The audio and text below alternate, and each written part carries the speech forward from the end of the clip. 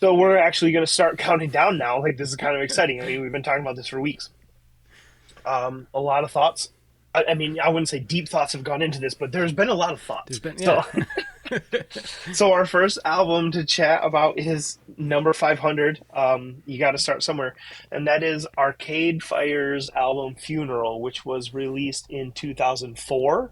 Um, this is on the label Merge, which I'd never heard about. But seeing that this was kind of their first, this was their debut album. So to have one of your debut albums like jump on in the top 500 is something.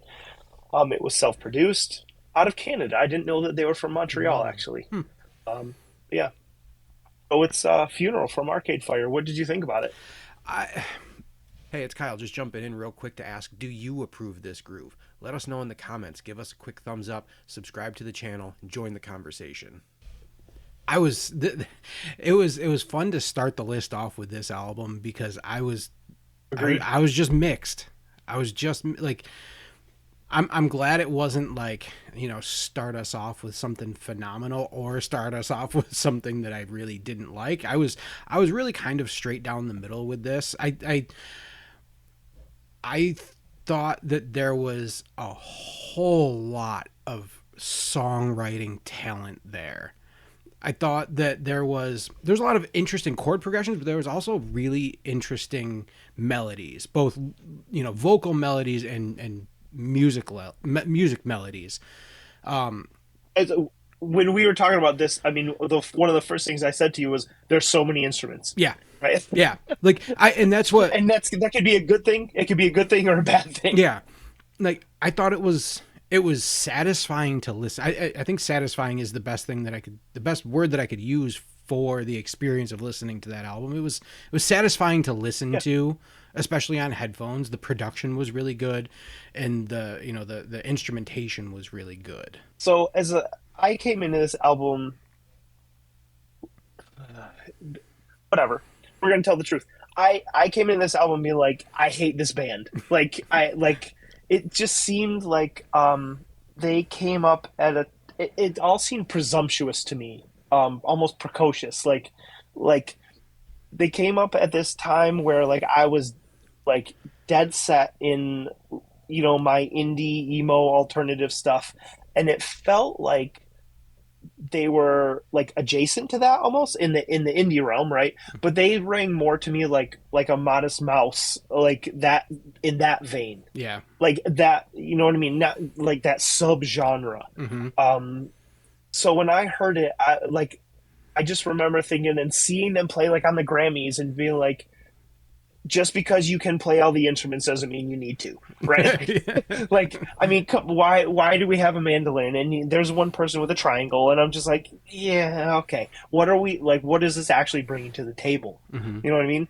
And to some extent, I still kind of feel that way, but but like you said, like I can appreciate it. One of the there was a couple songs that stood out to me, but I mean the one that I think most people would be familiar with is it's track 7 from where my thought was like, oh yeah, this was in Where the Wild Things Are, right? Mm-hmm. Like that was in the promotional stuff, it was in the soundtrack, it was Yeah. like that was my anchor for this album. I was like, oh yeah, I've heard this album before.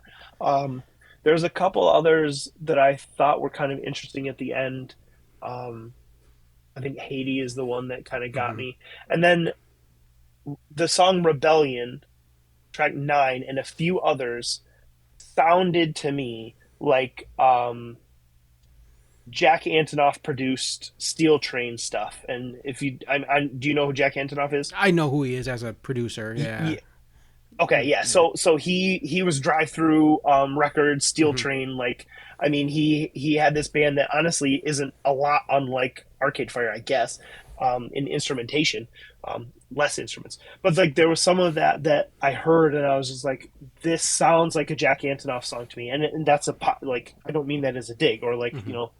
that was before Jack Antonoff was writing songs like that. Mm-hmm. Um, so I kind of I enjoyed the back half of this album more than the first half, but yeah, it was It, sure. What did you it score was it? well, not as highly as I made it sound when I first started talking about it. So when you said that that song was from, Where the Wild Things Are, promotional material. Like the sense that I got listening to this album was like, oh yeah, this song could be the music in a car commercial. Or like this song could be the Sure. music in like a pharmaceutical ad or something like that. It was, I felt like I could hear the skill, the songwriting and the arrangement skill there, but it never crossed the line over into interesting for me. Like it just kept the same. It was very repetitive and predictable as it went through. The songs were on the verge of becoming interesting, but never quite got there for me.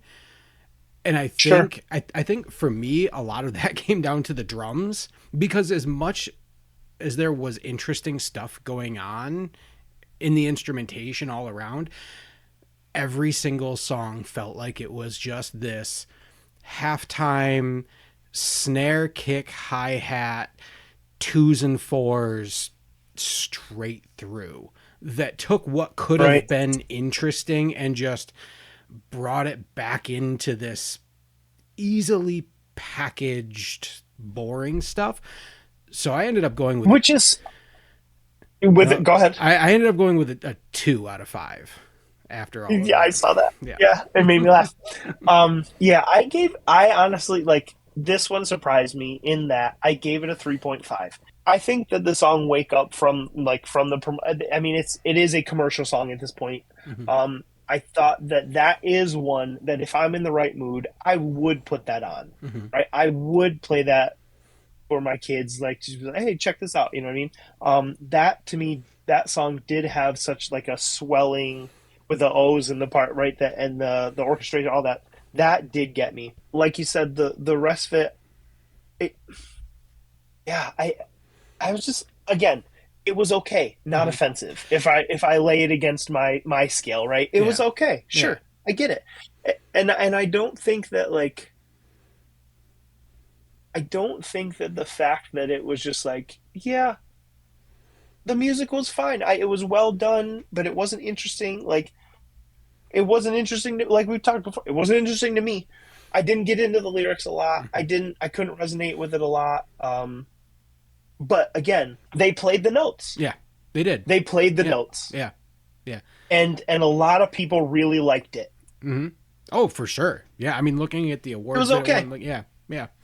I think it should be a 3 just for that guitar and Wake Up.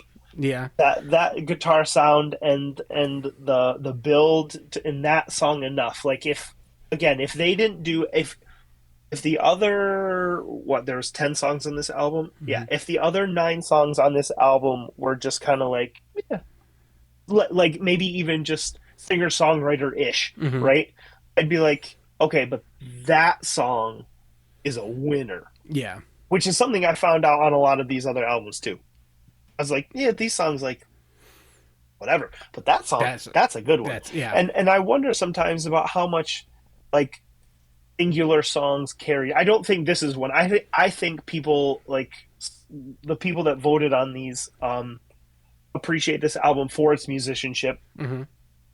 or for at a time where like I mean I make fun of it, but right for at a time when bands weren't like going nuts with instrumentation, somewhere, but Yeah. like to get in to break through into the more popular music, critically acclaimed music that again is being commercialized even. Hmm. You can take that for what it's worth, for better or worse, but like that was different. Yeah. You know what I mean? Like that. I mean, that was definitely. 2004 is coming off of like TRL. You know what I mean? It's coming Yeah. off That's of true. boy bands Yeah. and Christina Aguilera and like all that stuff. I mean, it's also coming off of the '90s indie music, but still, like, yeah, Hmm. I don't know. I still thought was presumptuous and precocious and like overkill. But anyways, that's just me. So, all right. So that was Arcade Fire's album Funeral at 500. One Moving on down, to 400, yeah, 499. 499 to go. One down, 499 to go. Hey, thanks for watching. We'd love to know what you think of this album, so let us know in the comments. Do you approve this groove? And as always, a quick thumbs up helps a lot. Subscribe so you can see all 500 albums, and we'll see you on the next record.